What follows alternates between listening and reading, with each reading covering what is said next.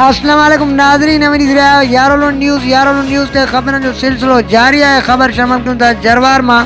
असांजे नुमाइंदे मंज़ूर मशवरी जी रिपोर्ट मूजिब पाकिस्तान मोहबे वतन यूथ ऑर्गेनाइजेशन के चेयरमैन डॉक्टर फ़हीम अहमद अबड़ो जी हुकुम थी पाकिस्तान और पाक फौज की हिमायत में PPY ज़िले घोटकी की अगवानी में भिटाई प्रेस क्लब जरवार अॻियां एक अज़ीमुल शान रैली कढी वई, जैमें पाकिस्तान और पाक फौज के हक़ में नारेबाजी कई वई।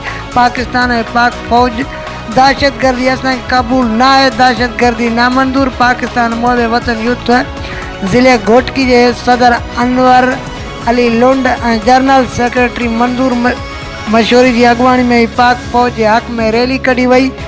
नाज़रीन, ही वक़्त जूं ख़बरूं, वधीक ख़बरनि ऐं अपडेट हासिल करण लाइ असां सां गॾु रहो, ॾिसंदा रहो यारो लund न्यूज़।